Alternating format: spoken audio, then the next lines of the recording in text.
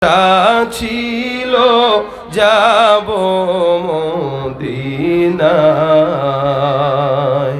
সালাম আমি করব গিয়ে, সালাম আমি করব গিয়ে নবীর রওজায়।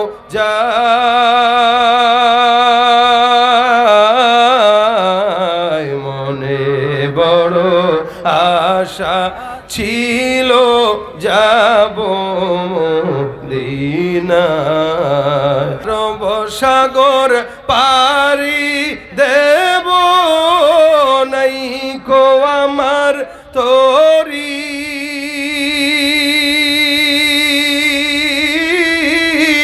পাখি নই যে উড়ে যাব ডানাতে ভর করি।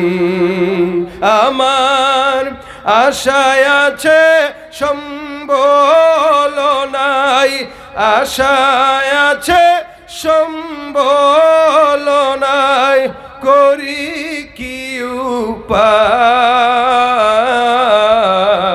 মনে বড় আশা ছিল যাব মদিনায়,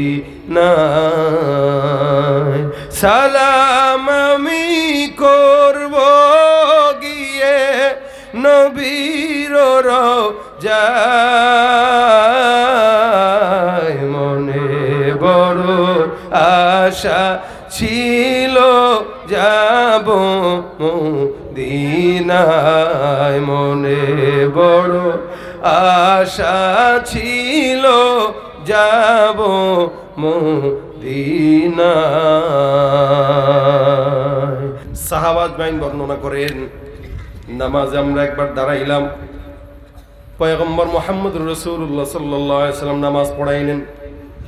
নামাজের মধ্যে আমরা পয়গম্বরকে পিছন থেকে সামনের দিকে তাকায় দেখলাম, আল্লাহর নবী নামাজের মধ্যে কি যেন খাইতে যায়, ধরতে যায় হাল। সাহাবা আজমাইন নামাজের মধ্যে পয়গম্বরের দিকে তাকাইতেন, এটাও তাদের ইবাদত। রাসূল কেমনে নামাজ পড়ে, তাকবীর কেমনে উঠায়, কয়বার উঠায়, রাসূল কেমনে সিজদা যায়, আর চোখে চোখে তাকাইতেন। নবী বলেন, হ্যাঁ এটাও তোমাদের জন্য ইবাদত। সাহাবা আজমাইন নামাজের উপর ডাক দেয়া বলেন, ইয়া রাসূলুল্লাহ, নামাজের মধ্যে দেখলাম আপনি কি যেন ধরতে যান, খাইতে যান।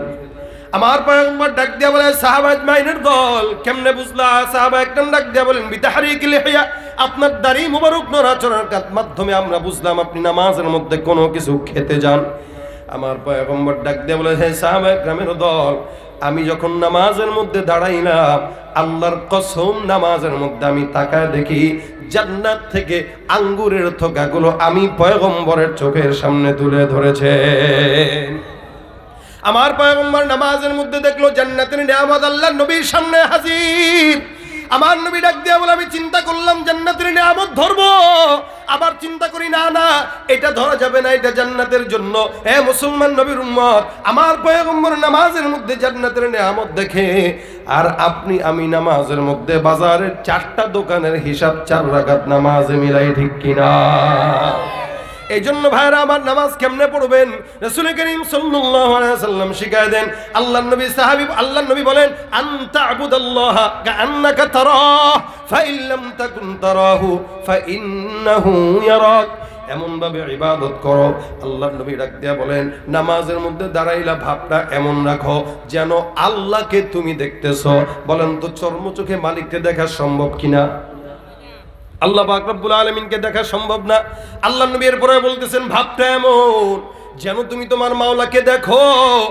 আর যদি ভাবটা এমন না হয়, ফাইল্লাম তাকুন তারাহু ফাইন্নাহু ইয়ারাক।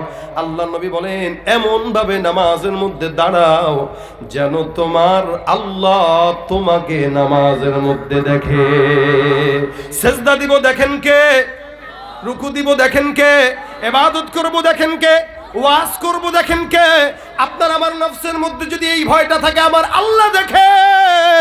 হে মুসলমান, এই সমাজের মধ্যে একটা বান্দা ঘুষ খাইতে পারবে না, আল্লাহ দেখতেছে এই ভয়টা যদি সমাজের মধ্যে থাকে কোনো ইমানদার বান্দা জিনা করতে পারবে না। আল্লাহ দেখে এই ভয়টা সমাজের মধ্যে থাকলে কোনো বান্দা অন্য বান্দাকে খুশি করার জন্য বক্তব্য দিতে পারবে না। আল্লাহ দেখে এই ভয়টা যদি আমার দিলের মধ্যে থাকে কোনো নামাজি বান্দা বান্দাকে দেখানোর জন্য নামাজ আদায় করবে না। এই জন্য নবী বলেন ফা ইল্লাম তাকুন তারাহু ফা ইন্নাহু ইয়ারাক, এমন ভাবে ইবাদত করো যাতে আসমানের মালিক 24টা ঘন্টা তোমারে দেখে। এইভাবে কোন বান্দা নামাজ আদায় করবে তো আল্লাহ পাক রব্বুল আলামিন ওই বান্দাকে নামাজ তাকে সুপারিশ করে জান্নাতে নিয়ে যাবে, নামাজ তার জন্য সুপারিশকারী হয়ে যাবে। আল্লাহ পাক এই কারণে বলেন এ বান্দা সব নামাজই তো জান্নাতি নামাজ না। ওয়াইদা কামু ইলাস সালাতি কামু কুসালা, কিছু কিছু এমন ইমানদার বান্দা নামাজি বান্দা আছে যারা নামাজের মধ্যে আলসামি নিয়ে দাঁড়ায়, একবার মাছি মারে, একবার মশা মারে, একবার ওদিকে তাকায়, একবার ওদিকে তাকায়, একবার নাক ফুটে, একবার পিঠ চুলকায়। আল্লাহ বলেন ওয়াইদা কামু ইলাস সালাতি কামু কুসালা ইউরাউনান নাস ওয়ালা ইয়াযকুরুনাল্লাহা ইল্লা কলিলা। এরা মানুষকে দেখানোর জন্য নামাজ আদায় করে। নির্বাচন আসলে নামাজের সংখ্যাও বেড়ে যায়।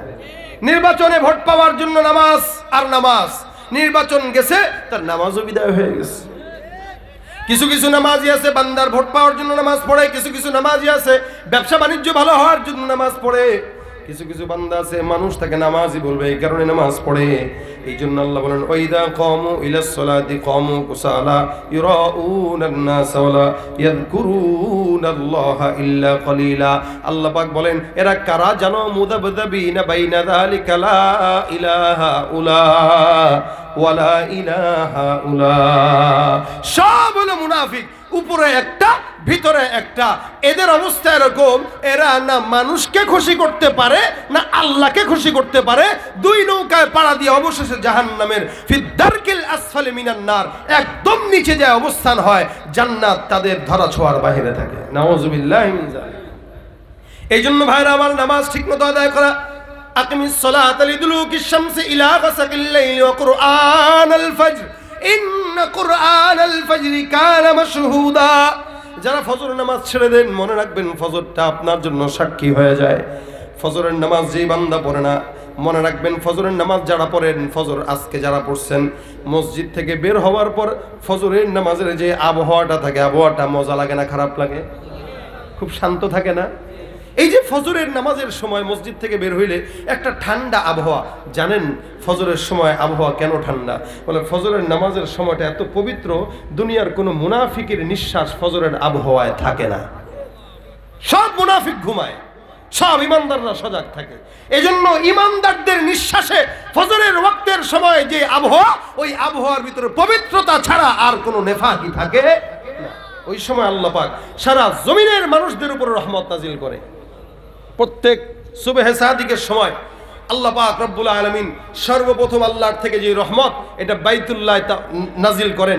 বাইতুল্লাহ থেকে গোটা বিশ্বের মুসলমানদেরকে আল্লাহ পাক সুবহে সাদিকের সময় রহমতগুলো বন্টন করে করে দিয়ে দেন। আপনি তো বেহায়ার মতো নামাজের সময় ঘুমান, আপনি জানেন আপনার নেয়ামতটা তখন আল্লাহ পাক কাকে দেয়? আপনি দেখেন তো পাহাড়ের ভিতরে কোনোদিন কোনো মানুষ ঝর্ণা দিয়ে বৃষ্টি দেয় নাই, পানি দেয় নাই, পাইপ দিয়ে পানি দেওয়া লাগে নাই। পাহাড়ের যেই সমস্ত গাছপালা আছে এগুলো এমনিই উর্বর হয়। কিভাবে উর্বর হয়?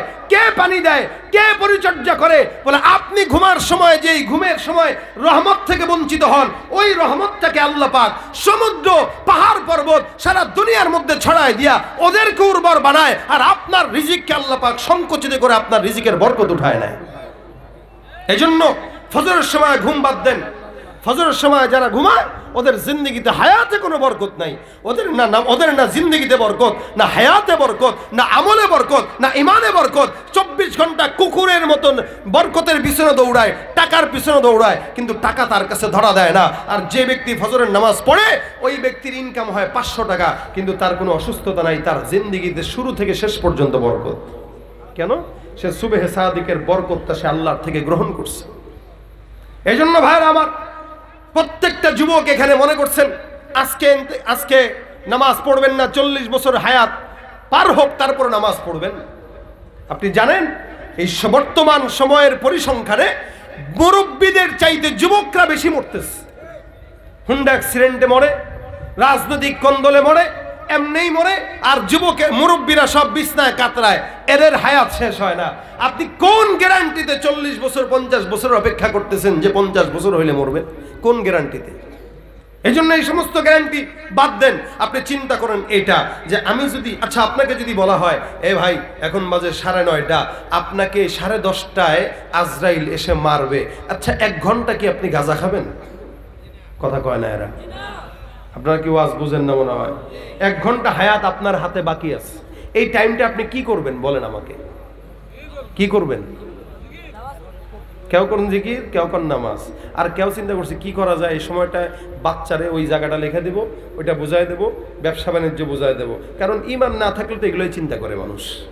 ইমান থাকলেই না এক জবাবে বলতেন যে নামাজ পড়বো, ইমান তো নেই। এই কারণেই তো খোঁচায় খোঁচায় কথা বের করা লাগতেছে। কোন মান আমাকে যদি বলে যে তোমার আর হায়াত আছে 2 ঘন্টা, এই 2 ঘন্টা তুমি কি করবা? আমি এই 2 ঘন্টায় নামাজ, ইবাদত, শুধু তাই না, বলবো যে আমার এই যত সম্পদ আছে এই সম্পদের অর্ধেক বা কিছু 1 ভাগ আল্লাহর রাস্তায় দান করে দিব। কেন? আমি জানি এখন আর নামাজ, কালাম, ইবাদত, বন্দেগী যতটুকু কাজে লাগবে তার চেয়ে বেশি কাজে লাগবে সদকাটা। এই জন্য আল্লাহ পাক কোরআনেও বলে দিয়েছেন ইলা আজালিন করিব ফাআসাদদাকা ওয়া আকুম মিনাস সালিহ। বান্দা আল্লাহর কাছে যায় বলবে, বান্দা আল্লাহর কাছে চায় বলবে আল্লাহ আমাকে একটু হায়াত দাও। বলে কেন? বলে আমি যদি হায়াত একটু পাইতাম তাহলে সদকা করে দিতাম, সবকিছু সব সদকা করে দিতাম। কেন জানেন? আপনাকে যদি 1 দিন সময় দেওয়া হয়, আপনি রোজা রাখতে পারবেন একটা, একদিনে তো আর 2টা রোজা রাখা যায় না, একটাই রাখা যায়। আপনাকে যদি বলা হয় 1 দিন সময়, আপনি আর নামাজ কয় রাকাতই বা পড়বেন? কিন্তু আপনাকে যদি বলা হয় 1 মুহূর্ত সময় দিলাম, আপনি চাইলে 1 মুহূর্ত আল্লাহর দরবারে সব সদকা করে দিতে পারবেন, সব কিছু দান করে দিতে পারবেন। কেন? কিয়ামতের ময়দানে দান যতটুকু কাজে লাগবে অন্য কোনো কিছু ততটুকু কাজে লাগবে না। বাকি 1 ঘন্টা সময় পেলে আপনি নামাজ পড়বেন, সদকা করবেন, জিকির করবেন, অনেক কিছুই করবেন। তাহলে সেখানে আপনার আমার হায়াত যে 1 ঘন্টা পরে শেষ হবে এটার কোনো গ্যারান্টি নেই। এটা আমিও জানি না, আপনিও জানেন না। সুতরাং আপনি এশার নামাজটা এই নিয়তে পড়বেন যে আমি এশার নামাজ এই নিয়তে পড়তেছি, যদি এশার নামাজের পরে আমার মরণ হয় আল্লাহর কাছে যাই যেন বলতে পারি যে আল্লাহ আমি এশার নামাজটা পড়ে আসছি। আমি ফজরটা এই নিয়তে পড়ব, আল্লাহ আমি ফজরটা পড়ে আসছি। যদি জিজ্ঞাসা করে শেষ নামাজ পড়ছো, আর যদি আপনি ফজর না পড়েন, আপনার যদি জোহরের আগে মরণ হয়, তাহলে আপনি আল্লাহর কাছে কি বলবেন? আল্লাহ আমি ফজরটা তো পড়তে পারি নাই, আমারে মাফ করে দেন, এই কথা বলবেন। এই জন্য প্রত্যেকটা ওয়াক্ত নামাজ এই নিয়তে পড়েন যে এটাই আমার জিন্দেগির শেষ নামাজ। এই জন্য আল্লাহ পাক নামাজ কেন্দ্রিক যেই জিনিস আছে সব কিছুকে দামি বানাইছেন। নামাজ কেন্দ্রিক জিনিস কি? মসজিদ। আল্লাহ পাক মসজিদকেও দামি বানিয়েছেন। এই জন্য আল্লাহ বলেন ইন্নামা ইয়ামুরু মাসাজিদাল্লাহি মান আমানা বিল্লাহি ওয়াল ইয়াউমিল আখির। মসজিদ নির্মাণ কারা করবে? মসজিদ পরিচালনা কারা করবে? এদের গুণ কি হবে? আল্লাহ পাক কোরআনে বলে দিয়েছেন। এই মসজিদ কেন্দ্রিক যেহেতু মসজিদে নামাজ হয়, রাসূল করিম সাল্লাল্লাহু আলাইহি ওয়াসাল্লাম বলেন এই নামাজের কারণে মসজিদের দাম বেশি, সিজদার কারণে কপালের দাম বেশি। সীমাহুম ফি বুজুহিহিম মিন আসারিস সুজুদ। সিজদার কারণে বান্দার কপালের দাম। আল্লাহ পাক রব্বুল আলামিন সিজদার কারণে জায়গার দাম বানায় দিয়েছেন, মসজিদের দাম বানায় দিয়েছে, যার কারণে রাসূল করিম সাল্লাল্লাহু আলাইহি ওয়াসাল্লাম বলেন মান বানা লিল্লাহি মসজিদান বানাল্লাহু লাহু বাইতান ফিল জান্নাহ। কোন বান্দা যদি আল্লাহর জন্য একটা মসজিদ নির্মাণ করে, আল্লাহ পাক তার জন্য জান্নাতে একটা ঘর বানায় দেয়। সুবহানাল্লাহ। তাহলে এই মসজিদে নামাজ পড়া যেমন দরকার, মসজিদ নির্মাণ করাও দরকার, মসজিদের সঙ্গে সম্পৃক্ত থাকা দরকার। রাসূলুল্লাহ হাদিসে বলেন ওই সমস্ত যুবক যাদের দিল কলবুহু মুআল্লাকুন বিল মাসাজিদ, যাদের অন্তর মসজিদের সঙ্গে লেগে থাকে, আল্লাহ পাক তাদেরকে আল্লাহর আরশের ছায়ায় স্থান দিবে কিয়ামতের ময়দানে। সুবহানাল্লাহ।